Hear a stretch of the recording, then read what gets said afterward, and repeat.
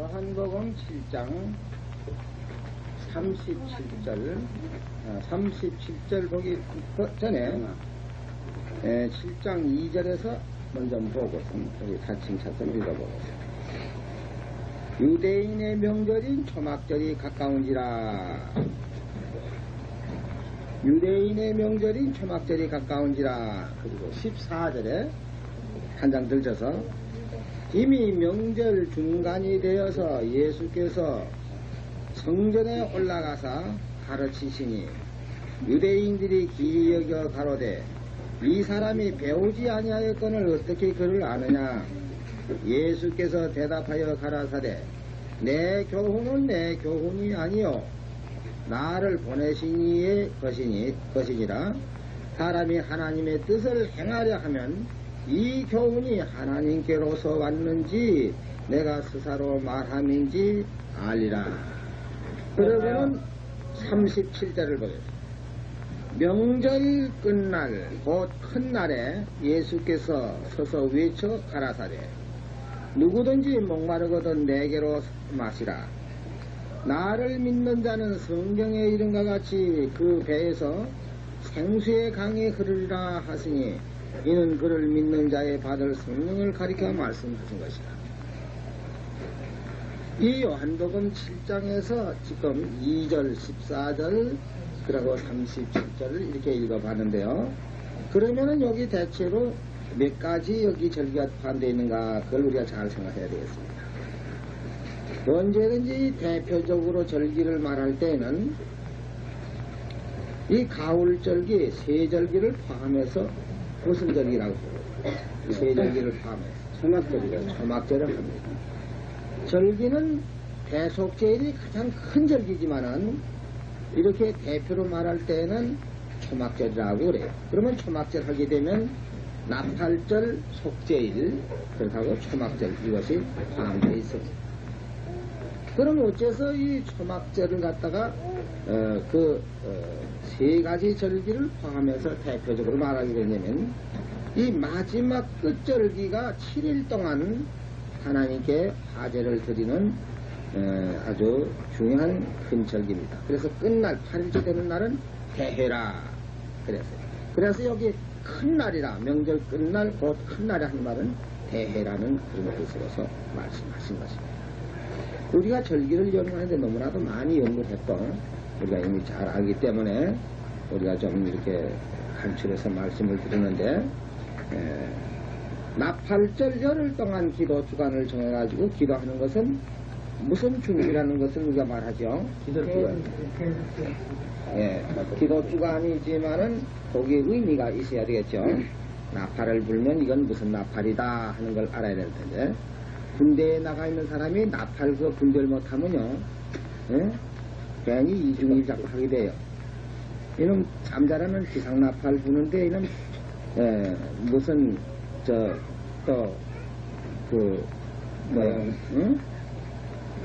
주침나팔, 기상나팔 부는데 주침나팔로 알고서는 자리 펴고 누워 자도 안 되겠고요. 이놈 주침나팔 부는데 말이지 기상나팔인 줄 알고서는 또 일어나서 몇 명장에 쫓아나가도 그것도 안 된다 이 말이에요. 이 나팔을 분별해야 되겠는데 나팔을 분별치 못하면 어떻게 군대를 예비하려 하는 말씀은 고린도전서 13장에 보면 그게 나와 있죠. 한번 봅시다. 고린도전서 13장 어디 한번 1절부터 쭉 한번 들어볼까요? 내가 사람의 방과 천세만을 할지라도 사랑이 없으면 소리가 나는 구리와 노래는 꽹과리가 그고 내가 예언하는 능이 있어 모든 비밀과 그 모든 지식을 알고 또 산을 옮길 만한 모든 믿음이 있을지라도 사랑이 없으면 내게 아무것도 아니요 내게 있는 모든 것으로 부자하고 또 내 몸을 두 사람에게 내어줄지라도 사랑이 없으면 내게 아무 유익이 없느니라. 사랑은 오래 참고 사랑은 오묘하며 특유하는 자가 되지 아니하며 사랑은 자랑하지 아니하며 교만하지 아니하며 불의 행치 아니하며 자기의 유익을 굳지 아니하며 성내지 아니하며 악한 것을 생각지 아니하며 불의를 기뻐하지 아니하며 진로와 함께 기뻐하고 모든 것을 참으며 모든 것을 믿으며 모든 것을 바라며 모든 것을 견딥니다. 사랑은 언제까지든지 떨어지지 아니하나 애언도 패하고 방언도 그치고 지식도 패하리라.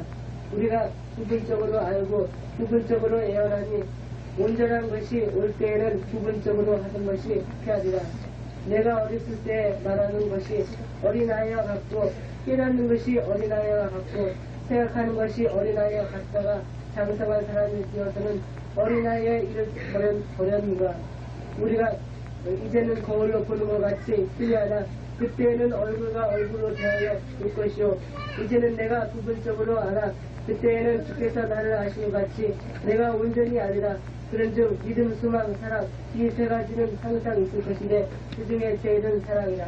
예, 여기에 보면은 이제 어릴 때 있었던 예적 신앙과 마지막 신학에 대해서 보면은 여기 지금 12절에 보면 우리가 이제는 거울로 보는 것 같이 힘이 하나 그때에는 얼굴과 얼굴을 대하여 볼 것이요.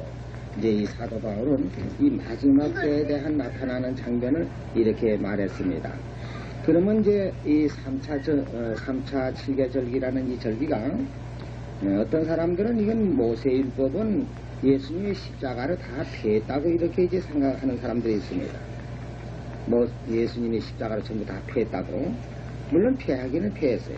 그 피하는 거는 어떤 부분이 피하느냐면은 그 모세율법을 따라서 행하는 그 행사의 법이 피했어요.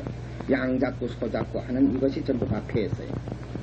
그게 전부 피했는데 그러면 전부가 다 폐하고 아무것도 없는 것 같으면 무슨 법이 되냐면 무법천지가 되는 것입니다. 예, 무법천지. 그러니까 옛것이 없어지면 새것이 있어야죠. 예, 옛것도 없어지고 새것도 없고 하면은 이것은 그냥 무법천지가 되고 마는 것입니다.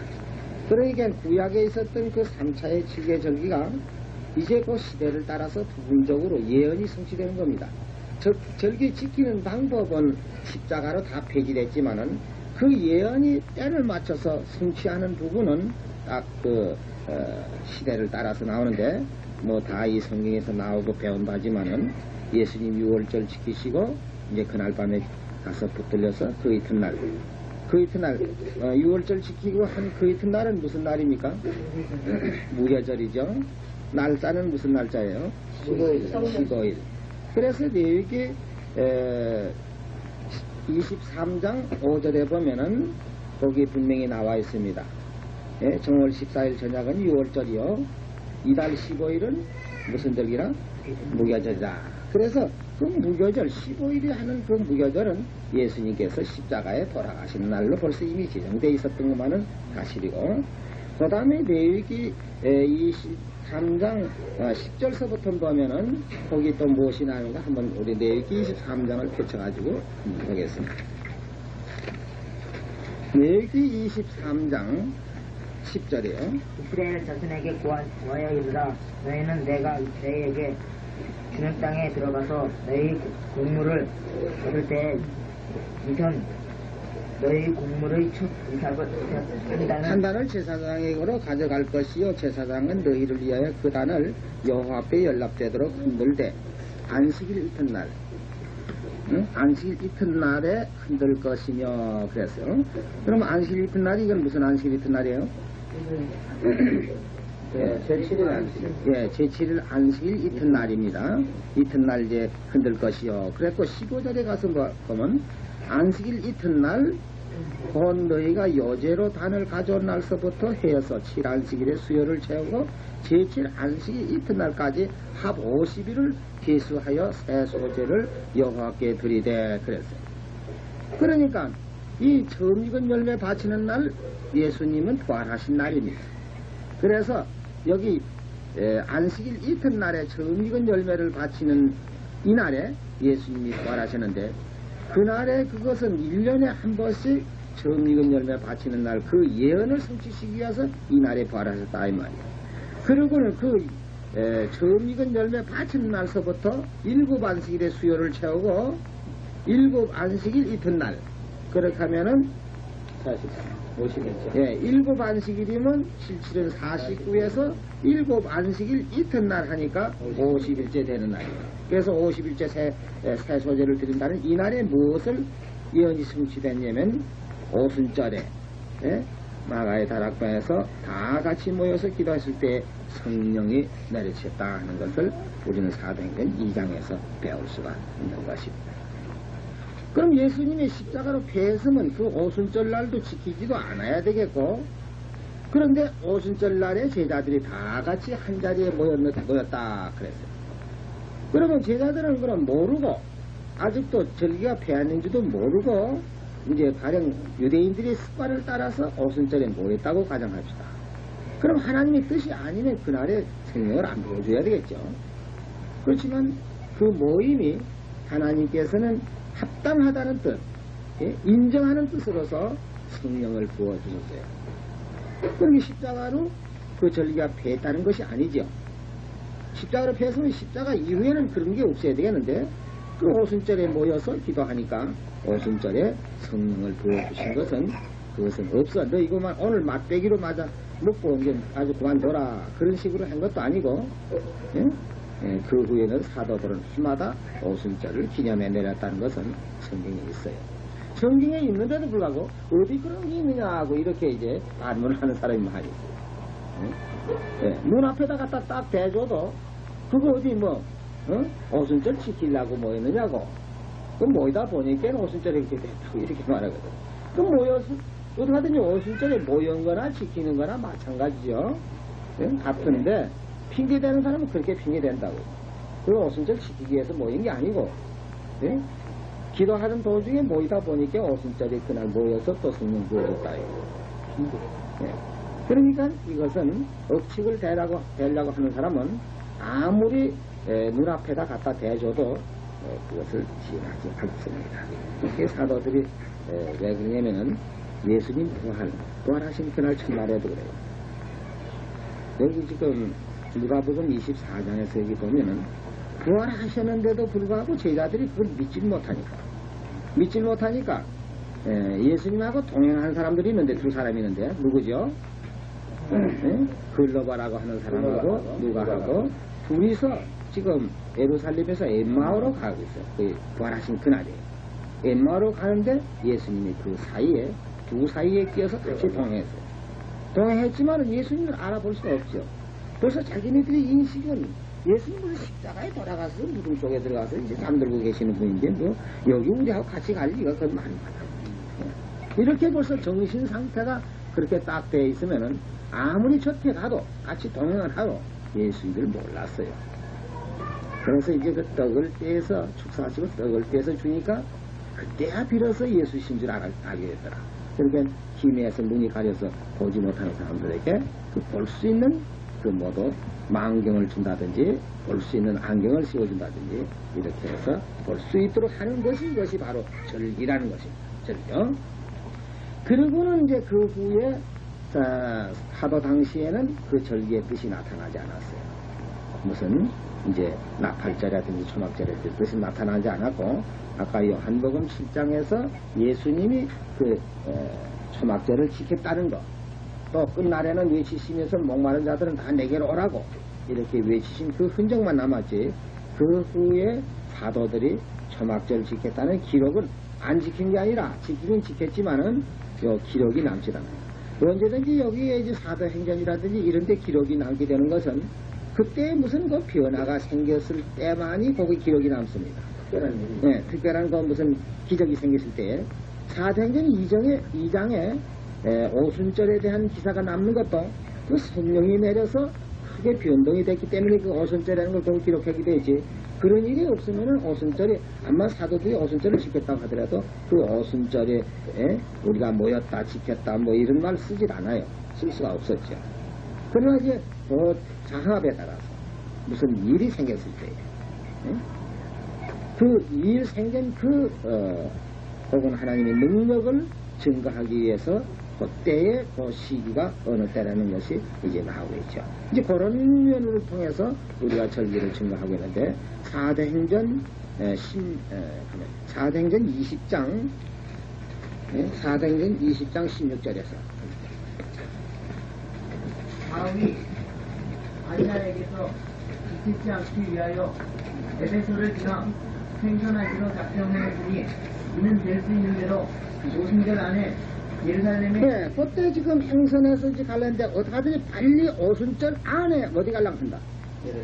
예루살렘에 가서 성도들과 같이 이제 이 오순절을 지키기 위해서 될 수 있으면 오순절 안에 가려고 애를 쓰고 있다. 그래서 이런 어떠한 그 장합에 따라서 말이 나오게 되지. 뭐 그때 이미 다 지키는 것을 오순절 자꾸 말할 수밖에 없고 그래서 말할 필요가 없죠.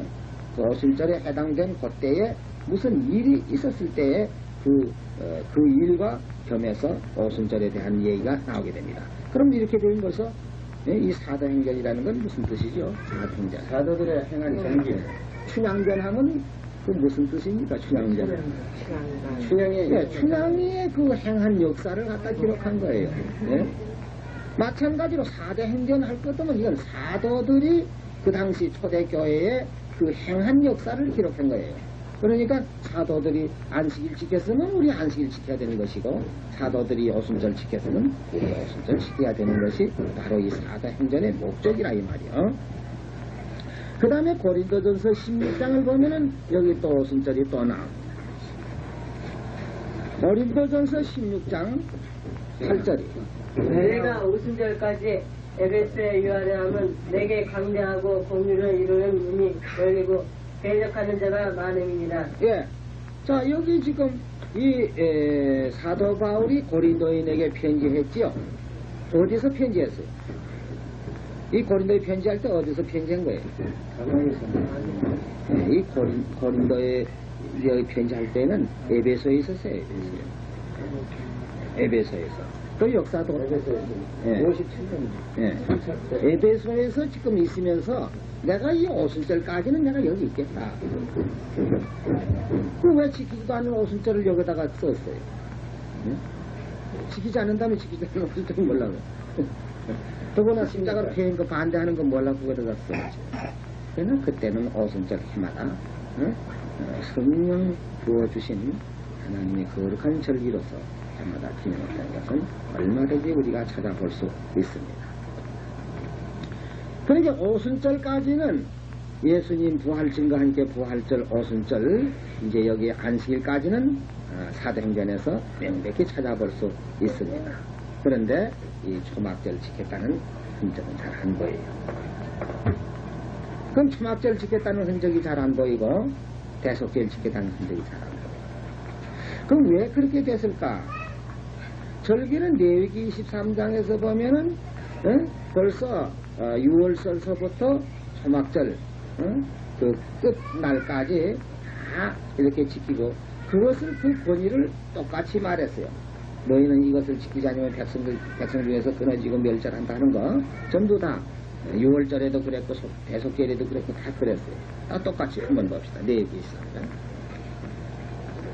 레위기 23장 28절에서 이날에는 아무 일도 하지 말 것은 너희를 하여 너희 하나님 여호와 앞에 속죄할 속죄일이 주이니라. 이날에 스스로 괴롭게 하지 아니하는 자는 그 백성 중에서 끊어지고 그렇죠.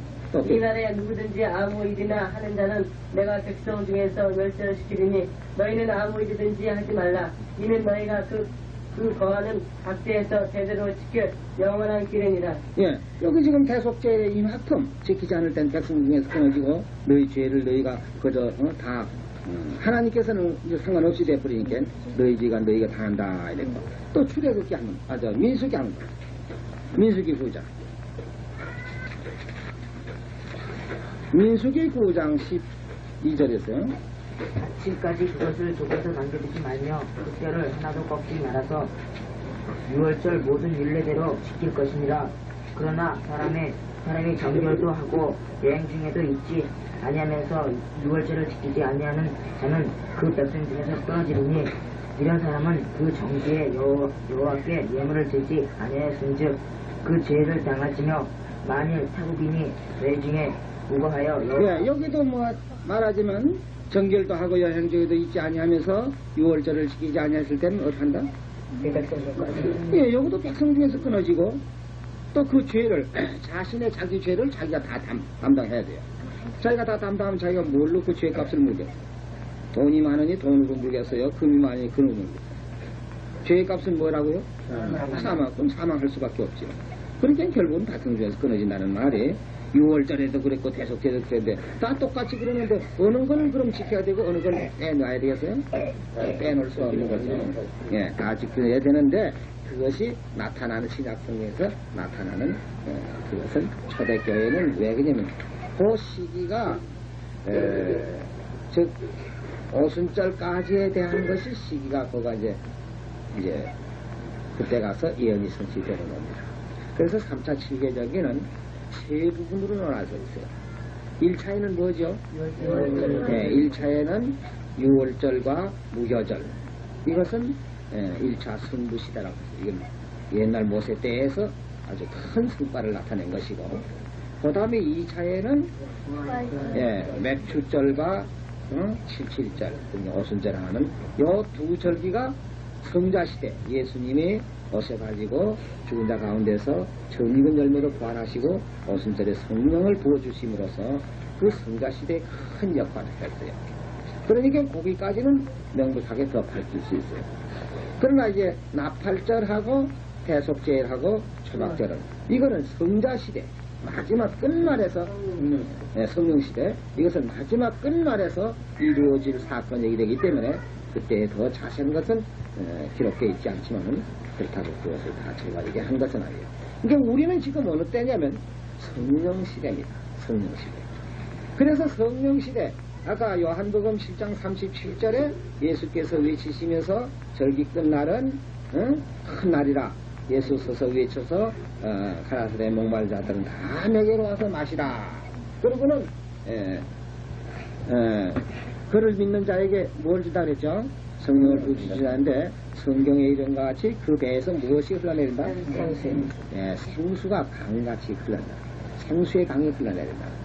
이 생수의 강이 흘러내린다는 말씀은 이건 예수님께서만이 하신 것이 아니라 예수님이 하신 말씀도 전부 구약의 선자의 예언을 통해 가지고 말씀을 하시지 선자의 예언이 없는 그런 엉터리 없는 말씀은 절대 하시지 않아요.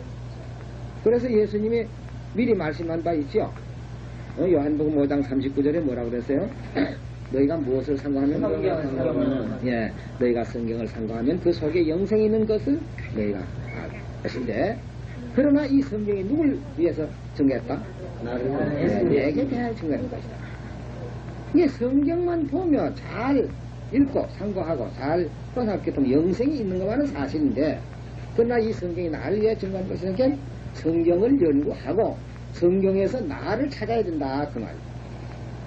그냥 성경 읽으면 해서 되는 게 아니라 성경에서 나를 찾아야 된다 그런 뜻이 되겠어요. 그러면 예수님에게는 뭐에 나와요? 아까 요한복음 10장 생수의 강이 흘러내려요. 여기 좀 생수의 강이 흘러내린다는 요한계시록에도 있고 세가랴서에도 있고 하지만은 어디 뭐 저런 어디 돌판고 이런 산골짜기 거기서 뭐 생수가 자꾸 풍풍 솟아나서 금을 마시면 사는 줄로 이렇게 생각을 많이 하죠.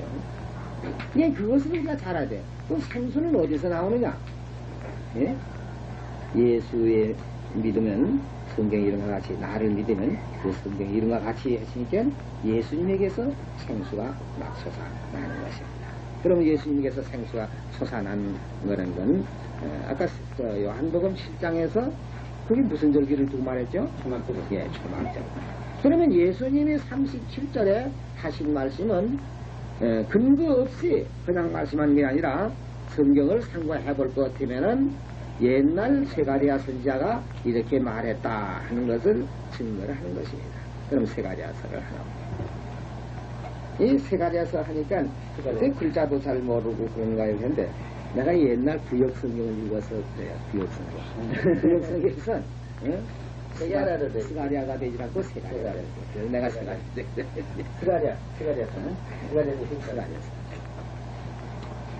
스가랴 14장, 13장 1절에 한번 보고요.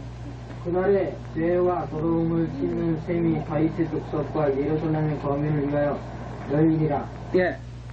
자, 그날에 하는 날이 이게 어느 날일까요? 예, 이것이 바로 그걸 때를 알아야 되겠죠. 이 그날에 하는 이때가 어느 때인가 이걸 알아야 되겠죠. 예, 이것은 예수님이 요한복음 7장 39절에 있는 그 말씀은 바로 이 마지막 때에 나타날 것을 바로 증거하고 있습니다.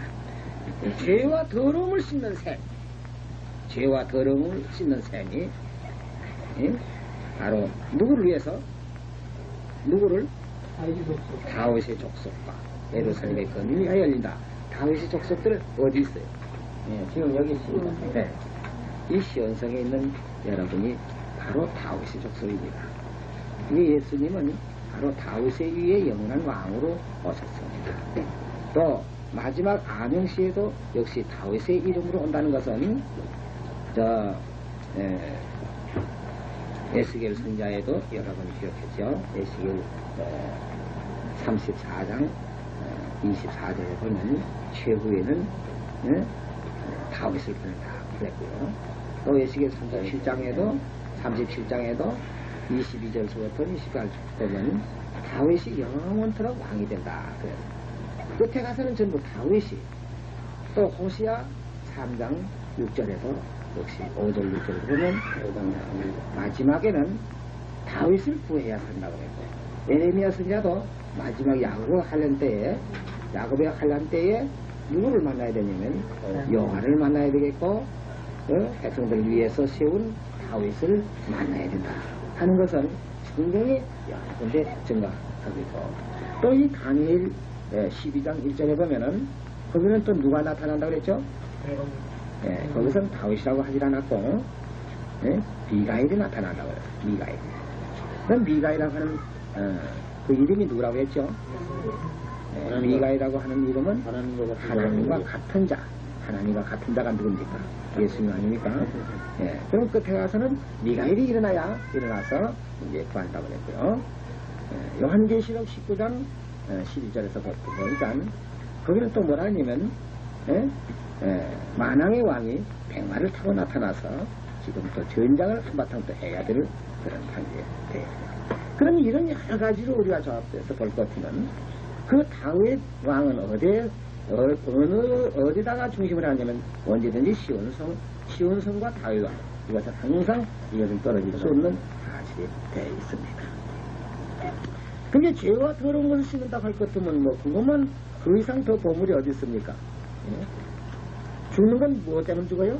그 죄를 씻어버리면 어떻게 됩니까? 그래서 죽어요? 죄를 씻어버리면 죽지 않죠. 더러운 것도 씻어버리면 깨끗해지니까. 다윗의 족속과 예루살렘의 거를 위해서 이르겠다. 그럼 14장 7절에서 어느 때쯤 그것이 될 것인가? 그렇죠? 세가랴 같은 세가랴 14장 7절에요. 여호와의 아시는 한날이 있으리니 낮도 아니요 밤도 아니라 어두워 갈 때에 빛이 있으리로다. 그러니까 이것은 여호와에서는 제일 마지막 때, 세상 끝에 가서 이제 낮도 없고 밤도 없고 하는 그 중간 지점이죠. 그때에 빛이 비춰려다. 그럼 그동안은 빛이 없었냐면 빛이 많이 있었지요. 별빛도 있고 달빛도 있고 있었지만은 또 그동안 햇빛도 있었어요. 그러나 마지막에 빛은 햇빛입니까? 달빛입니까? 햇빛의 7배, 햇빛의 7날의 빛과 같다. 그건 어디는 이사야 선지자의 기록이 있습니다. 이걸 이제 보고서는 건도 다음에 되죠. 어두워 갈 때에 빛이 있으려다. 그날에, 그러니까 그날에는 여기서 이제 그날 하면 언제쯤 된다는 걸 아죠? 세상 마지막 때. 생수가 예루살렘으로 솟아나서 절반은 동해로 절반은 서해로 흐를 것이다. 여름에도 겨울에도 그러하리라. 이렇게 여기 분명히 말하고 있습니다. 그러면 여기 지금 생수가 예루살렘에서 솟아난다고 이랬는데, 예루살렘에서 다 같은 스가랴 14장에서 여기 16절에 가서 봐요. 어떻게 해서 그 생명수를 마실 수 있는가? 예루살렘을 치러 왔던 열국 중에 남은 자가 해마다 올라와서 그 왕 만군의 여호와께 숭배하며 초막절을 지킬 것이라. 예루살렘에 남은 자들이 해마다 만군의 여호와께 숭배하며 초막절을 지키러 예루살렘에 올라오지 아니하는 자에게 뭘 안 내린다? 비를 내리지 않는다. 비를 내리지 않는다. 성령의 예, 여기 보면은 아까 예수님과 생수가 그 배에서 생수가 강같이 흐리라 하시니 이는 뭐라? 이는 그를 믿는 자의 받을 성령을 그렇게 말씀하시라. 그래. 초막절을 지켜야만이 비를 준다. 그래서 그러니까 이 비는 성령을 가리켜 말씀하신 것입니다.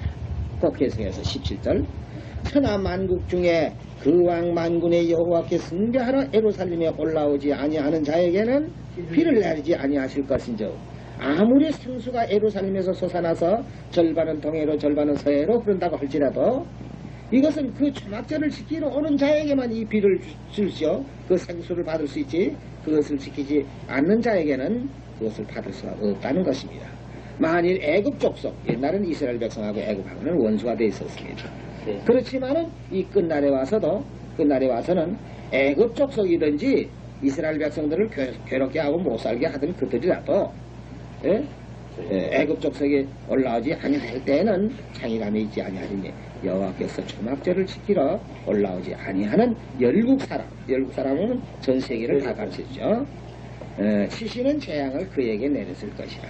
애굽 사람이나 열국 사람이나 초막절을 지키러 올라오지 아니하는 자의 받을 벌이 이러하니라.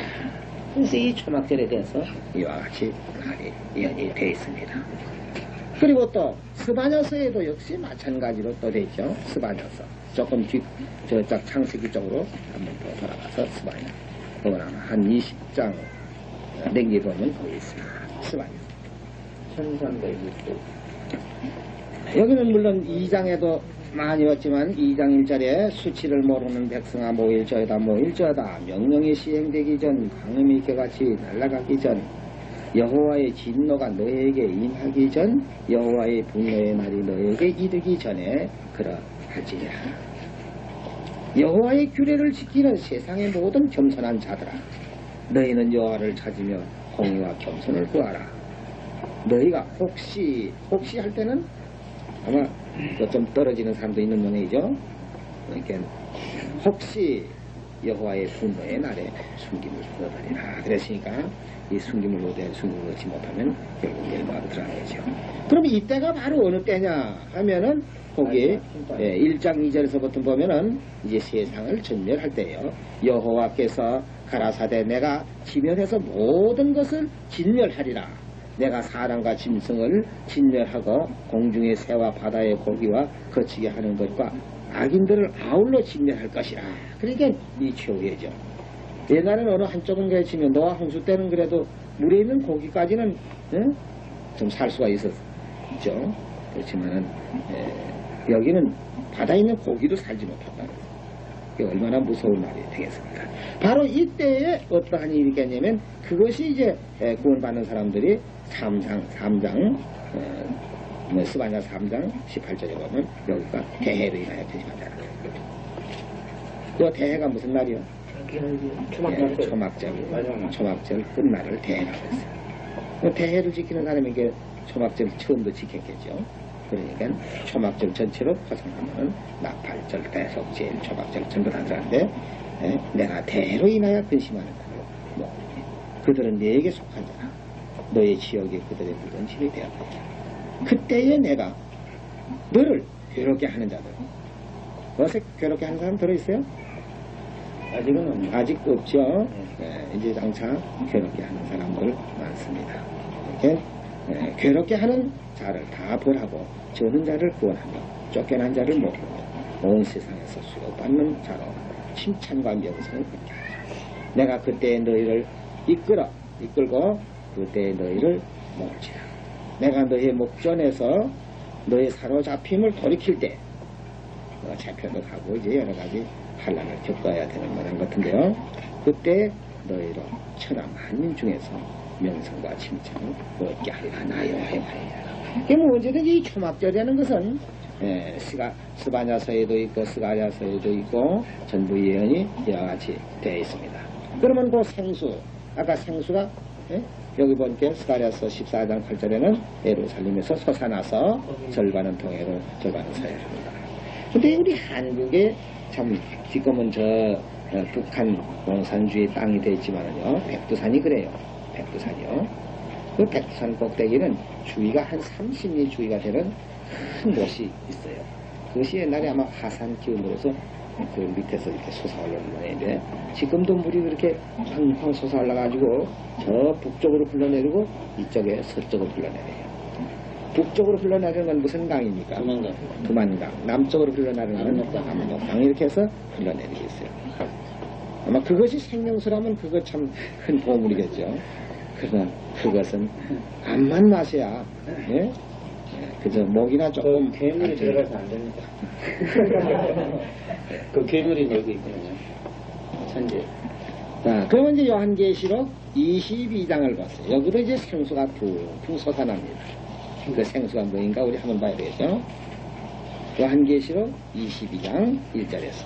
그리고 저가 수정같이 생명수의 앞을 내게 보이니 하나님과 및 어린 양의 보좌로부터 나서 길 가운데로 부르더라. 예, 아까 스가랴 14장 8절에는 생수가 어디서 솟아난다고 그랬죠? 그건 그냥 그건 보자라 안 그랬어요. 자꾸 또 말을 그냥 없는 말 또 붙여놓으면 거짓말죄라고 그냥 놈이 없대. 에루살렘에서 솟아난다 이랬는데, 여기는 한 걸음 더 가깝게 해서 어디서 솟아난다 하냐면, 하나님과 어린 양 보좌에서 또 솟아난다 이랬어요. 근데 그 다음에 이제 21장 22절에 볼 것 같으면은, 이제는 또 더 이젠 바로 직접적으로 성전했어요. 성전이지만은 누가 성전이 돼? 예수님 자신의 예수님 몸에서 솟아나더라 이렇게 됐단 말이에요. 그렇게 그걸 이제 자꾸 돌아 들어가죠. 처음에는 예루살렘이라 했다. 그 다음에 여기 이제 하나님 보좌라고 했다가, 그 다음에는 어디냐? 예수님의 몸이라 이 말이야. 예수님도. 자, 22절 뭐라 해서 성 안의 성전을 내가 보지 못하였으니, 그러면 뭐 안 돼줘서 안 본 게 아니죠. 보지 못했는데, 그것이 뭐냐면 이는 주 하나님 곧 전능하신 이와 및 어린 양이 그 성전이 심이다. 어린 양이 성경. 어린 양이 성전이. 몸에 그렇게 뭐 더 이상 볼 거 바로 봤죠. 난 성전이 또 따로 있는가 했더니, 그러니까 우리들도 아마 그런 생각하죠. 그 하나님의 성전 안에 한번 좀 들여다봤으면 좋겠다 그랬는데, 바로 그 어린 양의 성전이 됐더라. 빌립이 뭐라 그랬습니까? 여기 사도행전 14장에 예수님 좀 보여달라고. 하나님 좀 아버지 좀 보여달라고. 주여 그 아버지 좀 보여주옵소서 그랬어요. 그러니까 예수님께서 뭐라고 대답했습니까? 네가 나하고 이렇게 오래 있으면서 날 보지 못했느냐 그랬죠. 그럼 날 본 사람은 아버지를 보았거늘 어찌해서 아버지를 보이라고 하느냐. 그러니까 바로 직접적인 생명수가 어디서 흘러나는 게 됐습니까? 예수님 예수님의 몸에서 자체서. 그래서 예수님이 누구든지 목마르거든 내게로 와서 마시라 하고 외치신 것은, 성경에 이런 같이, 이게 성경에는 그 배에서 생수가 강같이 흐르라고 했지만은, 내게로 와서 마시면은 얼마든지 우리가 먹을 수 있고, 온 천하 만국에 다 먹고도 남고, 그 입사구는 이 공동번역에 보면은 약재료가 된다고 그랬어요. 요한계시록 22장 1절에서 2절까지 여기 보면은 그 이파린 만국을 설생하기 있다고 그랬죠. 이게 약재료가 된다고 그랬어요. 공동번역 한번. 공동번역이요? 가져보자. 자, 공동번역. 몇 절입니까? 22장 1절 2절에 1절이죠? 그러면 어떻게 해서 예수님의 그 몸에서 생수가 흘러내리느냐, 그걸 우리가 또 맞춰 찾아봐야죠. 예수님의 몸에서 어떻게 흘러내리냐. 요한복음 4장 10절에서 예수께서 대답하여 가라사대 내가 만일 하나님의 선물과 또 내게 물 좀 달라 하는 네가 누구인 줄 알았다면 내가 그에게 보였을 것이요 내가 그에게 보였을 것이요 또 그가 생수를 내게 주었으리라. 그가 생수를 누구에게 줬다? 사마리아 네 개 하는 말하고 네 개 하는 말하고 이걸 좀 구별해야 돼요. 그가 생수를 네 개 주었을다. 그러면 사마리아 여자에게 주었을 것이다. 예수님 그때 뭐 물병 하나 들고 다녔나요? 물병을 들고 다니면서 사마리아 여자 보고 물 좀 달라고 그러면 되죠. 근데 그것이 바로 뭐냐면 예수님 예수님의 몸에서 나오는 영생을 줄 수 있습니다. 그 말씀과 예수님의 입으로 나오는 그 말씀으로 살다고 했으니까 그 말씀에서 나오는 생명수를 구했을 것이다. 그 생수가 네게 주었으리라. 알았더면, 그렇죠. 예수가 누군지를 알아야 그에게서 생수를 얻지, 모르면 생수를 얻을 수가 없어요. 여러분들도 생수를 지금 마시고 있는데, 예? 그러니까 예수가 누군지 알았죠. 예. 예. 이 사마리아도 알았으면은 여러분과 같이 생수를 그에게서 받아 먹었을 텐데, 그것을 갖지 못하면 알지 못하기 때문에. 여자가 가로되 주여 물 기릇도 없고 이 우물은 깊은데 어디서 이 생수를 얻겠습니까? 우리 조상 야곱이 이 우물을 우리에게 주었고 또 여기서 자기와 자기의 아들들과 짐승이 다 먹었으니 당신이 야곱보다 크니까. 예수께서 대답하여 가라사대 이 물을 먹는 자마다 다시 목마르려니와 내가 주는 물은 먹는 자는 영원히 목마르지 아니하리니 나의 주는 그 물은 그 속에서 영생하도록 솟아나는 샘물이 되리라. 그래서 지금 여기 지금 이 물은 어떻게 주게 되느냐 하면 영생하도록 있는 그 물은 6장을 가서 보겠어요. 한 서너 장 들치면 됩니다. 51절 나는 하늘로서 내려온 산떡이니 사람이 이 떡을 먹으면 영생하리라. 그래서 아까는 물을 주면은 이제 영생하도록 갈증도 안 나고 아주 그 샘물이 솟아나서 우리 속에서 저하가 되어 가지고 아주 시원하게 생명수가 된다고 했는데 이제는 또 어떤 말씀을 하냐면 나는 하늘로서 내려온 산떡이니 사람이 이 떡을 먹으면 영생하리라. 영생. 그런 생명수 마셔도 영생, 떡 먹어도 영생. 작은 여러 가지로 비유를 했는데 그것이 바로 예수님의 몸을 말씀하시고 예수님의 말씀 입에서 나오시는 그 말씀을 증가하기도 합니다. 거기에 지금 52절에 이러므로 유대인이 서로 다투와 가로되 이 사람이 어찌 능히 제사를 우리에게 주어 먹게 하겠느냐. 예수께서 이르시되 내가 진실로 너희에게 이르노니 인자의 살을 먹지 아니하고 인자의 피를 마시지 아니하면 너희 속에 생명이 없느니라. 예수님께서는 생명의 원천이 근원이 되시고 원천이 되셨죠. 그러니까 예수님에게로 오는 자마다 예수님에게서 흘러내리는 생명수 우리가 날마다 마실 수 있고 생명의 떡과 생명의 잔 우리하고 약속을 했죠. 우리 사람하고도 약속하면은 조금 이렇게 무게가 있는 사람은 그 약속을 어기지 않습니다. 그렇지만은 사람도 약속을 어기지 않거든. 하물며 영원한 영생이신 생명이신 예수님께서 우리들과 약속해놓고 그 어길 수가 있습니까? 어길 수가 없습니다. 그래서 우리 예수님의 살을 먹고 예수님의 피를 마신 사람은 영생을 가졌지요. 영생을 얻을 것이 아니고 현재 영생을 가졌습니다. 먹는 즉시로 산 사람이 돼 있죠. 내가 산 사람이 돼야지 아직도 살았는지 죽었는지 모르게 되면 곤란하지요. 그러면 우리는 이제 예수님에게서 나온 생명수를 여러분이 마시고 또 예수님의 살과 예수님의 피를 여러분이 먹고 마시기 때문에 우리 속에는 생명이 있다는 것을 아셔야 되겠습니다.